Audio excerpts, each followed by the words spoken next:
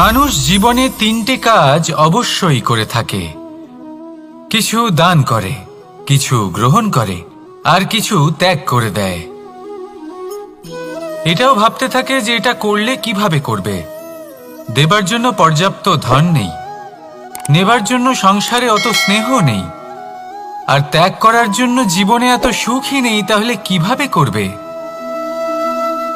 আসলে আমরা বস্তুগত চাহিদা অর্জনে এত ব্যস্ত হয়ে পড়ি যে আমরা বুঝতেই পারি না যে কি নেবার আছে, কি দেবার আছে, আর কি ত্যাগ করার আছে।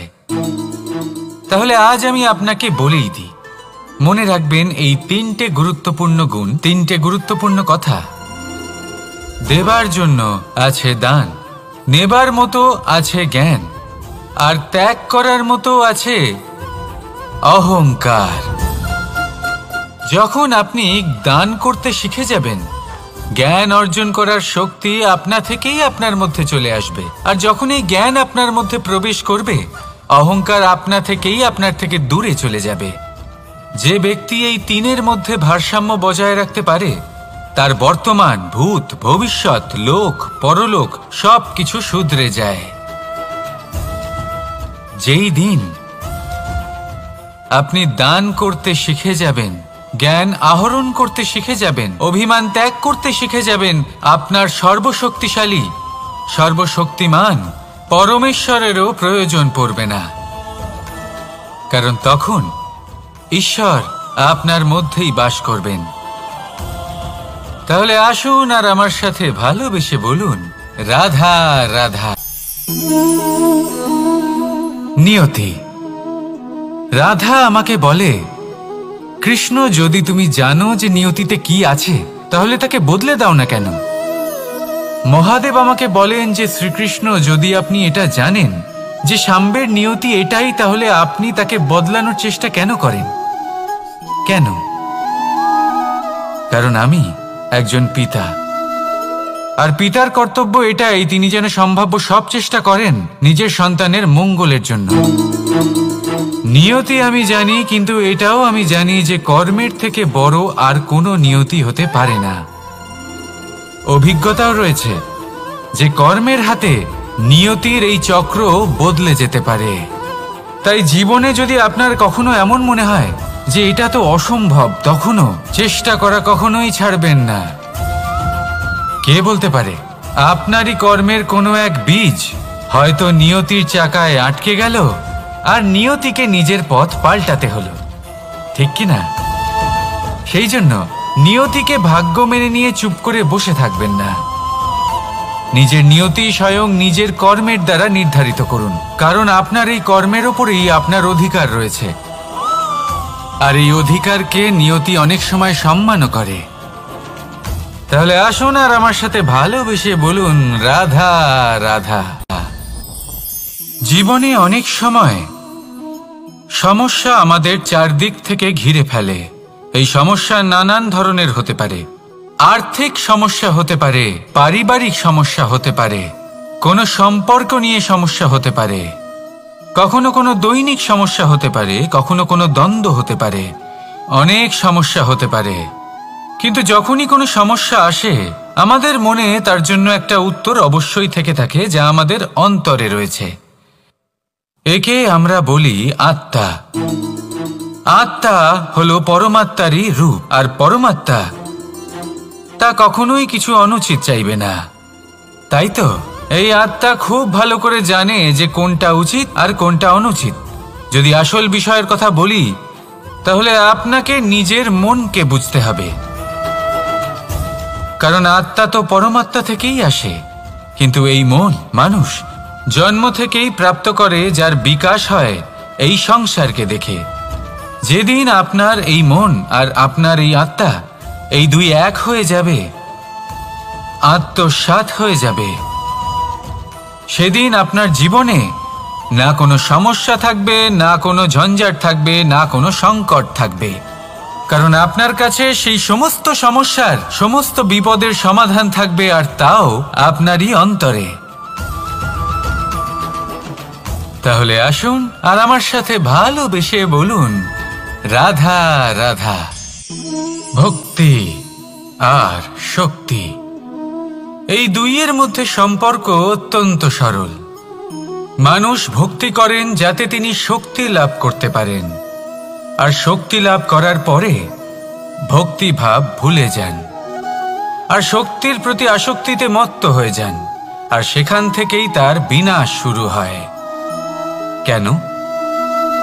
কারণ ভক্তির দ্বারা প্রাপ্ত শক্তি অন্য কারোর হিতের জন্য ব্যবহার করতে হয়, অন্য কারোর মঙ্গল করার জন্য ব্যবহার করতে হয়, কারোর বিনাশের জন্য নয়।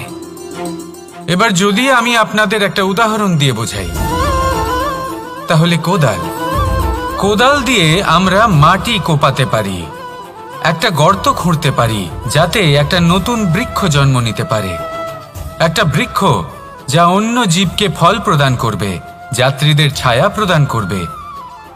কিন্তু এই কোদালের ব্যবহার যদি আমরা অন্য কারোর ক্ষতি করার জন্য করি, তাহলে ক্ষতি শুধুমাত্র আমাদেরই হবে। তাই জীবনে যদি আপনি কোনো শক্তি লাভ করেন, হয়তো ভক্তির দ্বারা বা অন্য যেখান থেকেই হোক, তার সদ্ব্যবহার করতে শিখুন, নয়তো এই প্রাপ্ত শক্তি আপনার পতনের কারণ হয়ে দাঁড়াবে। তাহলে আসুন আমার সাথে ভালোবেসে বলুন, রাধা রাধা। শক্তি এক অত্যন্ত বিচিত্র বস্তু, বা বলতে পারেন অনুভূতি। পিতা সবসময় চান যেন তিনি তার শক্তি পুত্রকে সঁপে দিতে পারেন, যাতে সে শক্তিশালী হয়, যাতে তার মঙ্গল হয়। তার পুত্র সবসময় চায় যাতে সে পিতার সেই শক্তি লাভ করে, কিন্তু সেই শক্তি লাভ করার জন্য পুত্র হওয়া যথেষ্ট নয়, যোগ্য পাত্র হতে হয়। আসুন আপনাকে সহজে বোঝাই। যদি আপনি সুপাত্র হন আর আপনাকে শক্তি দেওয়া হয়, তাহলে আপনি সেই শক্তির গুরুত্ব বুঝবেন, কোথায় সেই শক্তি প্রয়োগ করা উচিত সেটা বুঝবেন। আর এটা যেহেতু অর্জন করা শক্তি হবে, সেই শক্তির অপব্যবহার হবে না। কিন্তু যদি আপনি কুপাত্র হন আর যদি আপনাকে এই শক্তি দেওয়া হয়, তাহলে কি হবে? দেখতে গেলে এই শক্তি আপনি দান হিসেবে পেয়েছেন, তাই না আপনি এই শক্তির গুরুত্ব বুঝবেন আর না এর প্রয়োগ আপনি জানবেন, তার অপব্যবহার হওয়া সুনিশ্চিত। তাই যদি আপনি কোনো শক্তি অর্জন করতে চান, তাহলে আগে তার যোগ্য হয়ে উঠুন, পুত্র নয় পাত্র হয়ে উঠুন। আর আমার সাথে ভালোবেসে বলুন, রাধা রাধা। কথায় আছে, প্রত্যেক পুত্র তার পিতার প্রতিচ্ছবি হয়, আর সমস্ত প্রতিচ্ছবি চায় যেন সে তার অস্তিত্ব প্রাপ্ত করতে পারে। পুত্র চায় সে যেন তার পিতার মতো হয়, বা কখনো কখনো তার থেকেও শ্রেষ্ঠ হয়। সেটা কোনো অনুচিত ব্যাপার নয়। অনুচিত তখন হয় যখন পুত্র নিজের পিতার মতো হবার স্বপ্ন পূরণ করতে গিয়ে বা তার থেকেও শ্রেষ্ঠ হওয়ার স্বপ্ন পূরণে অনুচিত পথের আশ্রয় নেয়। কারণ তারপরে সে তার পিতার গুণগুলি আত্মসাৎ করতে চায় না। সে শুধুই এটা চায় যে সংসারের চোখে যেন আমি শ্রেষ্ঠ প্রমাণিত হই। এটা অনুচিত। সংসারে এমন অনেক মানুষ আছেন যারা এই কারণে শ্রেষ্ঠ হবার চেষ্টা করেন যাতে তার পরিবারের তার পিতার সম্মান বৃদ্ধি পায়। এমনও মানুষ থাকেন, আর এটাই হলো পার্থক্য উদ্দেশ্যের। মনে রাখবেন, যদি আপনার উদ্দেশ্য শুভ হয় তাহলে পথও শুভ হবে, যদি আপনার উদ্দেশ্য অশুভ হয় তাহলে পথও অশুভ হবে। তাহলে নিজের পিতার মতো হবার চেষ্টা অবশ্যই করুন, তার থেকেও শ্রেষ্ঠ হওয়ার চেষ্টা অবশ্যই করুন, কিন্তু মনে রাখবেন আপনার সংকল্প আর আপনার উদ্দেশ্য এই দুই শুভ হওয়া উচিত। তাহলে আসুন আর আমার সাথে ভালোবেসে বলুন, রাধা রাধা। শক্তি শক্তি অর্জন করা এতটা কঠিন নয় যতটা শক্তি লাভ করার পরে সেই শক্তি সামলানো কঠিন হয়। কারণ যেই মানুষ শক্তি লাভ করে তার মনে গর্ববোধ জন্মায়, জন্মায় অহংকার, জন্মায় জেদ। তাই শক্তি প্রাপ্ত করার সাথে বিনম্র থাকাও অত্যন্ত আবশ্যক। আর এটা আমাদের শেখা উচিত বৃক্ষের থেকে। বৃক্ষ যা আমাদের ফল দেয়, বৃক্ষ যা যত ফল দেয় ততটাই ঝুঁকে যায়।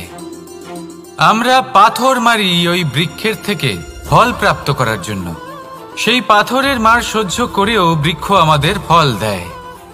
কোনো গর্ববোধ নেই, কোনো অহংকার বোধ নেই, আর সেই জন্য এই বৃক্ষের পুজো করা হয়। এটাই হলো মাহাত্ম্য শক্তির সাথে বিনম্রতার।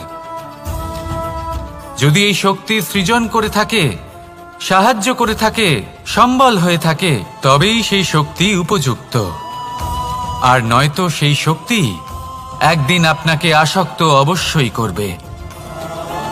তাহলে শক্তি অবশ্যই অর্জন করুন, কিন্তু তার সাথে সেই শক্তি সামলানোর মতো বিবেকও আপনাকে অবশ্যই জাগ্রত করতে হবে। তাহলে আসুন আমার সাথে ভালোবেসে বলুন, রাধা রাধা। অহংকার অত্যন্ত বলশালী হয়। এই অহংকার মানুষকে কখনো নত হতে দেয় না। অদ্ভুত ব্যাপার, এই অহংকার যা মানুষকে কখনো নত হতে দেয় না, সেটাই তার পতনের কারণও হয়ে দাঁড়ায়। যেখানে মানুষ এটা ভাবতে শুরু করে যে শুধুমাত্র সেই যোগ্য, সেখান থেকেই তার পতনের আরম্ভ। ঠিক কিনা? দেখুন, যদি কোনো মানুষ এটা ভাবে যে আমি এই সব কিছু করতে পারি, তাহলে তা হলো বিশ্বাস। কিন্তু যদি সে এটা ভাবতে থাকে যে শুধুমাত্র আমি এই কাজ করতে পারি, তাহলে তা হলো সেই ব্যক্তির অহংকার। আর এটা আপনাকে বিনাশের দিকে অবশ্যই নিয়ে যাবে। মনে রাখবেন, যখন আমি আর শুধুমাত্র এই দুই এক হয়ে যায়, সেখান থেকে আপনার পতনের সূত্রপাত হবেই। তাই আপনি কখনোই এই অহংকারের চক্রব্যূহে ফেঁসে যাবেন না। বিশ্বাস রাখুন নিজের ওপর এবং অন্যের ওপরও। আর মনে রাখবেন, বিশ্বাসের মধ্যে বিশ্বের প্রত্যেকটা বস্তু বসবাস করে। তাই এই অহংকারকে ত্যাগ করে ফেলুন আর আত্মবিশ্বাসের ওপর মনোসংযোগ করুন। আর আমার সাথে ভালোবেসে বলুন, রাধা রাধা। মানুষ নিজের জীবনে ঈশ্বরকে খুব মান্য করে, ওনার জন্য কি না করে। ভিন্ন ভিন্ন নামে তাকে স্মরণ করে, তাকে পুজো করে, তার আরাধনা করে। সে জানে যে ঈশ্বর তাকে শক্তি অবশ্যই দেবেন, তাকে সাহায্য অবশ্যই করবেন। কিন্তু যখন প্রশ্ন আসে গুরু এবং ঈশ্বরের, তখন গুরুর মান কখনো কম হওয়া উচিত নয়। কারণ সত্যি বলতে কি, গুরুই হলেন সেই সিঁড়ি যা বেয়ে আপনি ঈশ্বরের কাছে পৌঁছানোর পথ খুঁজে পাবেন। সেই পথ আপনি গুরুর থেকেই পাবেন। গুরু না থাকলে আপনি কখনো ঈশ্বর লাভ করতেই পারবেন না। আর জীবনে অনেক সময় লক্ষ্যের থেকেও অনেক বেশি গুরুত্বপূর্ণ হলো পথ। তাই এই পথের সম্মান করতে শিখুন, অর্থাৎ গুরুকে সম্মান করতে শিখুন। কারণ গুরুই হলেন পরমেশ্বর।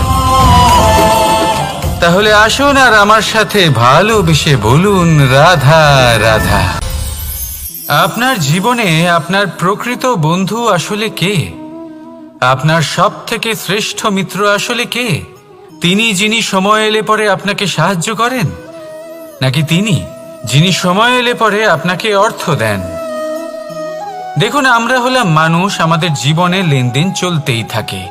এটা আমাদের জীবনের অভিন্ন অংশ। কিন্তু অনেক সময় এমন হয় যে আমরা তাকেই নিজের প্রকৃত বন্ধু বলে মনে করি, যিনি আমাদের একটা বহুমূল্য উপহার দেন। ঠিক কিনা? এবার আপনার জীবনে সেই বহুমূল্য উপহার কোনটা, ওই অমূল্য মিত্র আসলে কে, সেই সিদ্ধান্ত হলো আপনার। কিন্তু যদি আপনি আমাকে জিজ্ঞেস করেন, তাহলে আমার মতে স্বর্ণ, হিরে, মুক্ত, ধন এগুলো বহুমূল্য নয়। বহুমূল্য হলো সঙ্গ, যখন আপনি একা হয়ে যাবেন। সময়, যখন আপনার তাকে প্রয়োজন হবে। সমর্পণ, যখন আপনার বিশ্বাসের প্রয়োজন পড়বে। যে মানুষ আপনার প্রতি এই 3 গুণ প্রদর্শন করেন, যিনি আপনার কঠিন সময়ে আপনাকে অবশ্যই সঙ্গ দেবেন, যখন আপনার প্রয়োজন পড়বে আপনাকে অবশ্যই সময় দেবেন, আপনার প্রতি সম্পূর্ণ সমর্পিত থাকবেন, সেই হলো আপনার আসল মিত্র, সেই হলো আপনার প্রকৃত বন্ধু। কারণ সত্যি বললে, বন্ধুত্বের অর্থই হলো নিজেকে সম্পূর্ণরূপে কারোর কাছে সমর্পণ করে দেওয়া। তাই আপনার সেই বন্ধুর জন্য নিজের প্রাণ উজাড় করে দিন। আর ভালোবেসে বলুন, রাধা রাধা। মানুষ জীবনে 3টে কাজ অবশ্যই করে থাকে, কিছু দান করে, কিছু গ্রহণ করে, আর কিছু ত্যাগ করে দেয়। এটাও ভাবতে থাকে যে এটা করলে কিভাবে করবে। দেবার জন্য পর্যাপ্ত ধন নেই, নেবার জন্য সংসারে অত স্নেহ নেই, আর ত্যাগ করার জন্য জীবনে এত সুখই নেই, তাহলে কিভাবে করবে?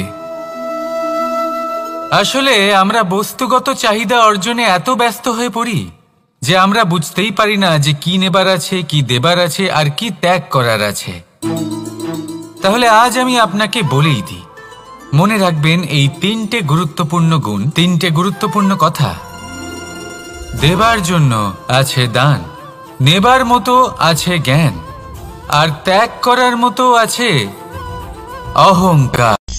দৃষ্টি আর দৃষ্টিভঙ্গি, এই সমগ্র লীলা হলো এই দুইয়ের। বিচিত্র হতে পারে, কিন্তু এটাই সত্যি। এবার আপনাকে একটা উদাহরণ দিয়ে বোঝাই। অনেক সময় আপনি কোনো ব্যক্তিকে এটা বলতে শুনবেন যে আমি আমার নিজের উপরে গর্ব করি, আমি নিজেকে নিয়ে গর্ব করি, আমি খুব ভালোভাবে আমার মা বাবার সেবা করি, ওনাদের আমি সবসময় সুখী রাখি, ওনাদের আমি একটা বাড়ি দিয়েছি, সকল সুখ সুবিধা দিয়েছি, ওনাদের জীবনে প্রত্যেক জিনিস দিয়েছি আর দেব যা তাদের প্রয়োজন। এবার আমাকে বলুন যে আপনি কে হন? আপনি হলেন সেই বীজ যা আপনার মাতা পিতা রোপণ করেছেন। আপনার মা বাবাই আপনাকে এই সংসারে জন্ম দিয়েছেন। এবার এই সব কথার কি তাৎপর্য? এই হলো সেই ব্যক্তির দৃষ্টিভঙ্গি। এবার দেখা যাক এই প্রকৃতি আমাদের কি শেখায়। কখনো কোনো গাছকে দেখবেন, যখন সেই গাছে ফল আসে, সে মালিকে এটা বলে না যে দেখো আমি তোমাকে ফল খেতে দিচ্ছি। সেই বৃক্ষ এটা বলে না যে দেখো আমি তোমায় আহার করতে দিচ্ছি, কারণ ও জানে যে এটা হলো সেই মালির পরিশ্রম, এটা হলো তারই কর্মের ফল, আর এটা তারই পাওয়া উচিত। সে বলে যে তোমার জিনিস তোমাকেই অর্পণ করলাম, এ আমার জিনিস নয়। ও জানে সেই মালির গুরুত্ব আসলে কি, এটা হলো তার দৃষ্টিভঙ্গি। সেই জন্য আপনি জীবনে কোন ব্যক্তির মধ্যে, কোন পশু পাখির মধ্যে, কোন প্রাণীর মধ্যে, কোন পরিস্থিতিতে, কোন আবেগের মুহূর্তে কি দেখতে পাচ্ছেন, সেটা আপনার দৃষ্টিভঙ্গির উপরে নির্ভর করছে। তাই নিজের মনে ধনাত্মক ভাব জাগ্রত করুন, শুভ চিন্তা নিয়ে আসুন। এই ভাবনাই সত্য হয়ে সামনে আসবে। এই দৃষ্টিভঙ্গি এমন হয়ে যাবে যে আপনার জীবনে সবকিছুই শুভ হবে। তাহলে আসুন আর আমার সাথে ভালোবেসে বলুন, রাধা রাধা। কখনো কখনো মানুষ মনে করেন যে সে নিজেই সব থেকে বেশি শক্তিশালী, তিনি হলেন জ্ঞানী। দেখুন, এটা ভালো ব্যাপার যে আপনার মধ্যে শক্তি আছে, জ্ঞান আছে, আর এটা শুধু আপনার জন্য নয়, এই সমস্ত সমাজের জন্য, দেশের জন্য, সমগ্র পৃথিবীর জন্য অত্যন্ত আবশ্যক। কিন্তু এই কথাটাও বোঝা অত্যন্ত আবশ্যক যে এই জ্ঞান যেন কখনো অহংকার না হয়ে ওঠে। যখন মানুষের মধ্যে জ্ঞান থাকে তখন সে রাম হয়ে ওঠে। রাম, যিনি সমুদ্রের বুকে সেতু বানিয়েছিলেন, বানর সেনার দ্বারা রাক্ষস রাজকে পরাজিত করেছিলেন, আর চিরকালের জন্য সবার কাছে আদর্শ হয়ে উঠেছিলেন। আর যদি মানুষের মনে অহংকার জন্মায়, তাহলে সে রাবণ হয়ে ওঠে। দেশে বিদেশে যতই খ্যাতি থাকুক না কেন, সে রাক্ষস হয়ে ওঠে, নিজের সাথে সাথে সমস্ত কুলের বিনাশ করে বসে। এবার জ্ঞান নাকি অহংকার, আপনার কি চাই সেই সিদ্ধান্ত আপনার, আর আপনার এই সিদ্ধান্তই নিশ্চিত করবে যে আপনার কর্ম কি হবে, আর আপনার এই কর্মই নিশ্চিত করে দেবে আপনার প্রারব্ধ কি হবে। তাহলে শুভ কর্ম করুন আর আমার সাথে ভালোবেসে বলুন, রাধা রাধা। আপনি কখনো পাখিদের দেখেছেন? যেভাবে মানুষ তার সন্তানকে জন্ম দেয়, পাখিরাও সন্তানদের জন্ম দেয়। আর যেই তার সন্তান এই সংসারে প্রবেশ করে, সেই পাখি তাকে আগলে রাখে, তার যত্ন করে, ওর জন্য বাসা বানায়, ওর জন্য দূর কোথাও থেকে খাবার নিয়ে আসে, নিজের ঠোঁট দিয়ে ওর মুখে খাবার খাইয়ে দেয়, সবকিছু করে। কিন্তু একটা কাজ পাখি করে, কিন্তু মানুষ কখনোই করে না। যখন পাখি মনে করে যে তার সন্তান বড় হয়ে গেছে, ওকে এবার ওরা শিখতে হবে নিজেকেই আত্মরক্ষা শিখতে হবে, নিজের খাবার নিজেই খুঁজে আনতে হবে, তো সেই পাখি তার সন্তানকে বাসা থেকে বের করে দেয়।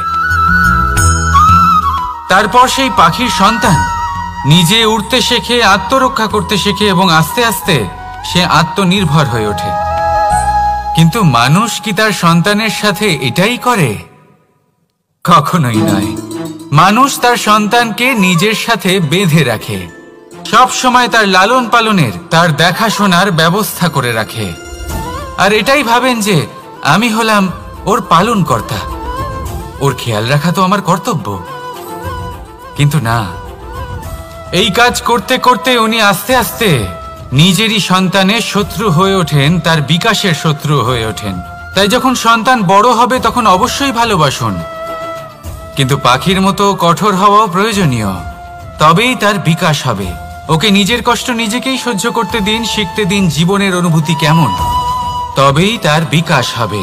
নয়তো সেই সন্তান আজীবন আপনার জন্য বোঝা হয়ে থাকবে, আর আপনি তার বিকাশের পথে আজীবন বাধা হয়ে থাকবেন।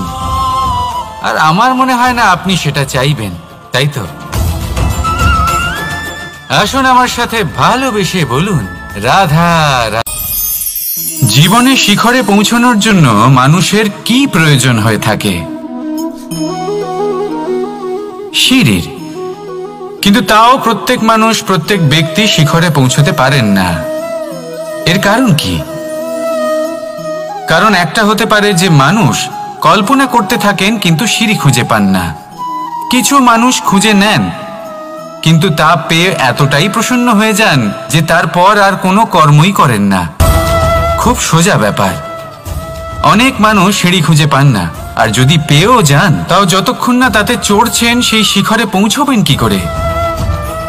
যতক্ষণ না আপনি পরিশ্রম করছেন, যতক্ষণ না সেই সিঁড়িতে আপনি চড়ছেন, যতক্ষণ না ক্লান্ত হচ্ছেন, আপনার পায়ে হাঁটুতে ব্যথা না হচ্ছে, ততক্ষণ এই শিখরে পৌঁছানোর সৌভাগ্য লাভ করতে পারবেন না। তাহলে কল্পনার সাথে কর্ম করুন, পরিকল্পনার সাথে পরিশ্রম করুন, সব কিছু পাবেন। আসুন আমার সাথে ভালোবেসে বলুন রাধা রাধা। সুখ আর অভিজ্ঞতা, এই দুই জীবনে একসাথে কখনোই আসে না।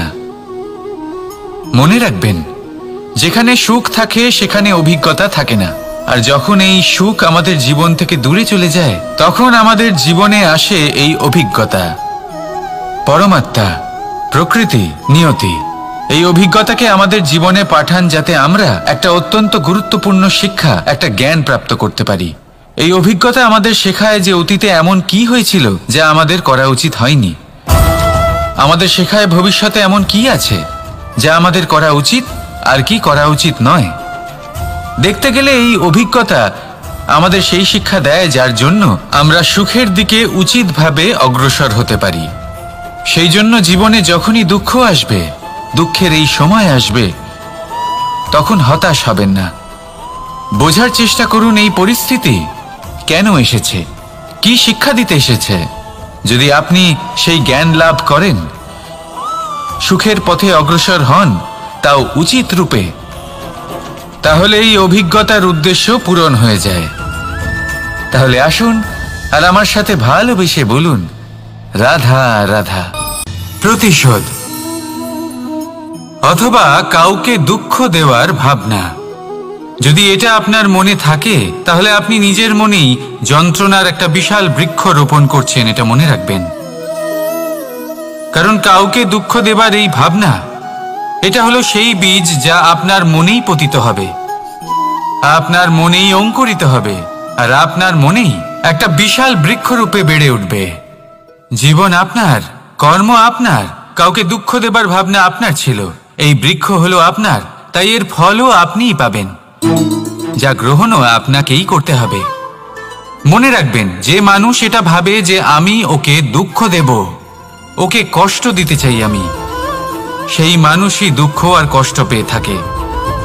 যদি সেই জায়গায় আপনি এটা ভাবেন যে আমি কাউকে সুখী করে তুলতে চাই, কাউকে সুখ প্রদান করতে চাই, তাহলে তারও বীজ আপনার মনেই রোপণ হবে, বৃক্ষে পরিণত হবে, যার ফলও আপনিই পাবেন। এখানে বিষয়টা হলো শুধু মানসিকতার চিন্তা, যা সত্য হয়ে আপনার সামনে আসে। তাহলে এই মানসিকতা শুভ করুন, সবার জন্য মঙ্গল কামনা করুন। অন্যের মনে আপনার জন্য ভালো চিন্তা থাকুক বা না থাকুক, আপনি সবার জন্য শুভ চিন্তা করে কর্ম করতে থাকুন, তাহলে আপনার সাথেও ভালোই হবে। তাহলে আসুন আর আমার সাথে ভালোবেসে বলুন, রাধা রাধা। আমরা সকলে চাই আমাদের জীবনে সাফল্য আসুক। আমরা চাই যে এই সংসারে আমাদের খ্যাতি ছড়িয়ে পড়ুক। আমরা চাই যেন আমরা আলোচিত হই, কিন্তু শুধু চাইলেই কি যায় আসে? যদি এই সংসারে আলোচিত হতে হয়, তাহলে পরিচিত হতে হবে পরিশ্রমের দ্বারা। যতক্ষণ না আপনারা পরিশ্রমের সাথে পরিচিত হবেন, সাফল্যের সাথে পরিচিত হবেন না। সংঘর্ষ করতে হবে প্রতিদিন, প্রতি বছর। জীবনের সব পরিস্থিতিতেই হয়তো নতুন নতুন বাধা আসবে, নতুন নতুন বিঘ্ন ঘটবে, কিন্তু এটা আবশ্যক নয় যে সমস্ত বিঘ্ন বিনাশের জন্য আসবে। কিছু বিঘ্ন আপনার পথ প্রশস্ত করার জন্য আসবে, আপনার পথ পরিষ্কার করার জন্য আসবে। যদি আপনাকে উদাহরণ দিই, যখন বন্যা আসে, বাড়ি ঘর ভেসে যায়, তখন আমরা হতাশ হয়ে পড়ি, আমরা দুঃখী হয়ে পড়ি। কিন্তু সেই বন্যাই আমাদের সেই ধরিত্রীকে এত উর্বর করে তোলে যে সেই উর্বর অংশ কাজে লাগিয়ে আমরা সেরকম আরো 10টা বাড়ি বানাতে পারি। তাহলে ধন্যাত্মক থাকুন আর যে কোনো সংঘর্ষের জন্য প্রস্তুত থাকুন। জীবনে অনেক দূর যেতে পারবেন। তাহলে আসুন আমার সাথে ভালোবেসে বলুন, রাধা রাধা। জীবনে কখনো কখনো আমরা সেই পরিস্থিতিতে ফেসে যাই যখন আমাদের মনে হয় যে আমাদের নতুন কিছু একটা করতে হবে, কিন্তু আমরা করতে পারি না, কারণ কোথাও না কোথাও আমরা রীতির দ্বারা আবদ্ধ, আর আমরা সেই রীতি ভাঙতে চাই না। কেবল একটাই প্রশ্ন আসে মনে, আশেপাশের মানুষ কি বলবে, আশেপাশের মানুষ কি ভাববে। আপনাকে একটা প্রশ্ন করি, কারা এই মানুষজন? আপনার জন্মের সময় এই মানুষজন কোথায় ছিলেন? যখন আপনি কোনো সমস্যায় পড়েন, তখন এই মানুষজন কোথায় থাকেন? এগিয়ে এসে কি আপনাকে সাহায্য করেন, নাকি সেই সমস্যার সমাধান আপনি নিজেই করেন? এইসব মানুষজনের চিন্তা ত্যাগ করুন যদি আপনি জীবনে বাঁচতে চান। ভেবে দেখুন জীবনে কি কি শুভ আছে আর কি কি শুভ করতে পারেন। যদি তা স্রোতের বিপরীতে হয়, তাহলে সংঘর্ষ করুন, কিন্তু এইসব মানুষজনের কথা ভাববেন না। ভেবে দেখুন জীবনে আপনি কি কি শুভ কাজ করতে পারেন। এটা ভাবুন যে আপনি কখনো এমন কোনো কাজ করে ফেলেননি তো যার জন্য কারোর হৃদয় আহত হয়েছে। শুভর দিকে নিজের চিন্তা কেন্দ্রীভূত করুন, আপনার জীবনে সব কিছু শুভই হবে। তাহলে আসুন আমার সাথে ভালোবেসে বলুন, রাধা রাধা। সমস্যা, কঠিন সময়, সংকট, বিপদ কার জীবনে নেই? প্রত্যেকের জীবনে আছে। কিন্তু আমাকে একটা কথা বলুন, যদি নৌকায় ঢেউকে ভয় পেতে শুরু করে, তাহলে সাগর পার করবে কে? কখনো কোনো ছোট্ট পিঁপড়েকে দেখেছেন, যে আকারে হয়তো ছোট হতে পারে কিন্তু বড় শিক্ষা দিয়ে যায়? কিন্তু আমরা শিখি না। এবার দেখুন একটা পিঁপড়েকে, যে ভোজনের খোঁজে বাইরে বের হয়, একটা ছোট্ট দানা তুলে নেয়। ছোট দানা তোলে কারণ তার থেকে বেশি সে তুলতেই পারবে না। সে দানা নিয়ে চলতে শুরু করে, কোনো দেওয়ালে উঠে পড়ে, আবার পড়েও যায়। সেই দানা দূরে কোথাও একটা পড়ে যায়, তা আবার খোঁজে, তুলে নেয়, আবার চলতে থাকে। পড়ে যায় আবার ওঠে, পড়ে যায় আবার ওঠে। সেই দানাটা রেখে দেয়, আবার বেরিয়ে পড়ে ভোজনের খোঁজে। পরিশ্রম করতে থাকে কিন্তু হার মানে না। এই শিক্ষাই তো আমাদের প্রাপ্ত করতে হবে। নিরন্তর পরিশ্রম আর নির্ভীক হয়ে কর্ম করে যেতে হবে। এটাই হলো সাফল্যের মাধ্যম, এটাই হলো জয়ের মন্ত্র, অচ্যুত অজয় অস্ত্র। তাহলে আসুন আর আমার সাথে ভালোবেসে বলুন, রাধা রাধা। আজকাল আপনি দেখে থাকবেন যে মা বাবা শুধুমাত্র সন্তানকে ভালোবাসেন তা নয়, তাদের মোহেও জড়িয়ে পড়েন। বিদ্যালয়ে যখন পাঠান তখন সমস্ত সুযোগ সুবিধা দিয়েই পাঠান। চেষ্টা করেন যে সবসময় যেন সন্তান তাদের চোখের সামনেই থাকে। কিন্তু ভুলে যান এক অত্যন্ত গুরুত্বপূর্ণ কথা, যে সন্তানকে এক নতুন দৃষ্টিভঙ্গি দেওয়াই হলো ওনাদের কর্তব্য। সেই জন্য পুরাতনকালে শিষ্যদের গুরুকুলে পাঠানো হতো, বাড়ির থেকে দূরে। কারণ বাড়ি ছেড়ে যাওয়া এক সন্তানের জন্য, এক শিষ্যের জন্য অত্যন্ত শুভ লক্ষণ হয়। যখন সে বাড়ির থেকে দূরে, গৃহস্থের থেকে দূরে থাকবে, তখন এই সংসারকে সে এক নতুন দৃষ্টিভঙ্গি দিয়ে দেখবে, পরখ করবে, বুঝতে পারবে, আর সবকিছু নিজে থেকেই শিখে যাবে কখন আক্রমণ করতে হয়, কখন পিছু হটতে হয়, কিভাবে এই সংসারের সম্মুখীন হতে হয়। আর এটা আপনার দৃষ্টি ওকে শেখাতে পারবে না, ওর অভিজ্ঞতা ওকে শেখাতে পারবে। তাই মনে রাখবেন, যদি আপনি চান যে আপনার সন্তানের বিকাশ হোক, তাহলে অনেক সময় ওকে নিজের থেকে দূরে নিয়ে যেতে হয়। যদি মোহে আবদ্ধ থাকেন তাহলে ওর বিকাশ কখনোই হবে না। তাহলে আসুন আমার সাথে ভালোবেসে বলুন, রাধা রাধা। এই সমগ্র সংসারের সব থেকে গুরুত্বপূর্ণ ব্যক্তি কে? স্বয়ং আপনি। নিজের জন্য তো বটেই, তাই না? কারণ যখন আপনি জন্মগ্রহণ করেন, নিজের চোখ খোলেন, এই সংসারে আসেন, তখনই তো এই সংসারকে আপনি দেখতে পান, অনুভব করতে পারেন।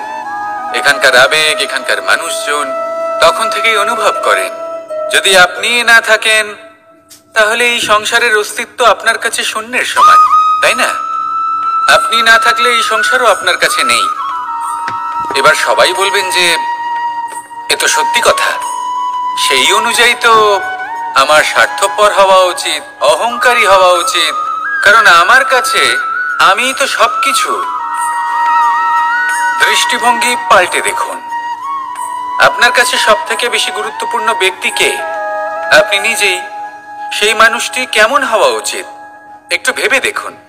সব সময় সকলকে সাহায্য করুন, একসাথে মিলে পরিশ্রম করুন, সাহায্য করুন অন্যদেরকে, এটা অতি আবশ্যক।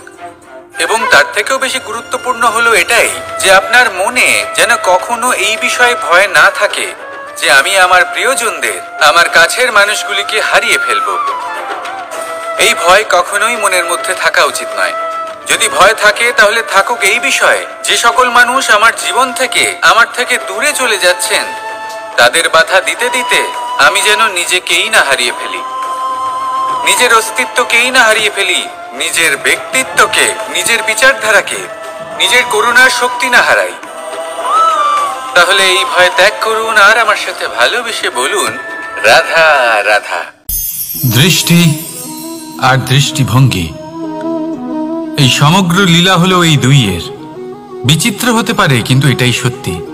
এবার আপনাকে একটা উদাহরণ দিয়ে বোঝাই। অনেক সময় আপনি কোনো ব্যক্তিকে এটা বলতে শুনবেন যে আমি আমার নিজের উপরে গর্ব করি, আমি নিজেকে নিয়ে গর্ব করি, আমি খুব ভালোভাবে আমার মা বাবার সেবা করি, ওনাদের আমি সবসময় সুখী রাখি, ওনাদের আমি একটা বাড়ি দিয়েছি, সকল সুখ সুবিধা দিয়েছি, ওনাদের জীবনে প্রত্যেক জিনিস দিয়েছি আর দেব যা তাদের প্রয়োজন। এবার আমাকে বলুন যে আপনি কে হন? আপনি হলেন সেই বীজ যা আপনার মাতা পিতা রোপণ করেছেন। আপনার মা বাবাই আপনাকে এই সংসারে জন্ম দিয়েছেন। এবার এইসব কথার কি তাৎপর্য? এই হলো সেই ব্যক্তির দৃষ্টিভঙ্গি। এবার দেখা যাক এই প্রকৃতি আমাদের কি শেখায়।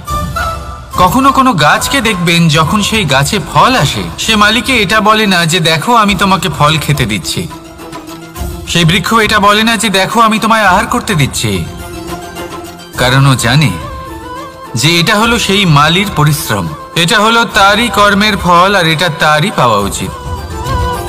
সে বলে যে তোমার জিনিস তোমাকেই অর্পণ করলাম, এ আমার জিনিস নয়। ও জানে সেই মালির গুরুত্ব আসলে কি, এটা হলো তার দৃষ্টিভঙ্গি।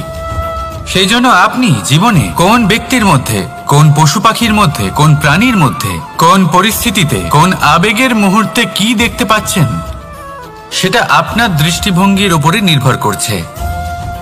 তাই নিজের মনে ধন্যাত্মক ভাব জাগ্রত করুন, শুভ চিন্তা নিয়ে আসুন। এই ভাবনাই সত্য হয়ে সামনে আসবে।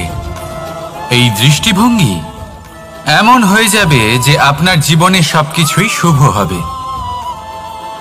তাহলে আসুন আর আমার সাথে ভালোবেসে বলুন, রাধা রাধা। কখনো কখনো মানুষ মনে করেন যে সে নিজেই সব থেকে বেশি শক্তিশালী, তিনি হলেন জ্ঞানী। দেখুন, এটা ভালো ব্যাপার যে আপনার মধ্যে শক্তি আছে, জ্ঞান আছে, আর এটা শুধু আপনার জন্য নয়, এই সমস্ত সমাজের জন্য, দেশের জন্য, সমগ্র পৃথিবীর জন্য অত্যন্ত আবশ্যক। কিন্তু এই কথাটাও বোঝা অত্যন্ত আবশ্যক যে এই জ্ঞান যেন কখনো অহংকার না হয়ে ওঠে। যখন মানুষের মধ্যে জ্ঞান থাকে তখন সে রাম হয়ে ওঠে। রাম, যিনি সমুদ্রের বুকে সেতু বানিয়েছিলেন, বানর সেনার দ্বারা রাক্ষস রাজকে পরাজিত করেছিলেন, আর চিরকালের জন্য সবার কাছে আদর্শ হয়ে উঠেছিলেন। আর যদি মানুষের মনে অহংকার জন্মায় তাহলে সে রাবণ হয়ে ওঠে। দেশে বিদেশে যতই খ্যাতি থাকুক না কেন, সে রাক্ষস হয়ে ওঠে, নিজের সাথে সাথে সমস্ত কুলের বিনাশ করে বসে। এবার জ্ঞান নাকি অহংকার, আপনার কি চাই সেই সিদ্ধান্ত আপনার, আর আপনার এই সিদ্ধান্তই নিশ্চিত করবে যে আপনার কর্ম কি হবে, আর আপনার এই কর্মই নিশ্চিত করে দেবে আপনার প্রারব্ধ কি হবে।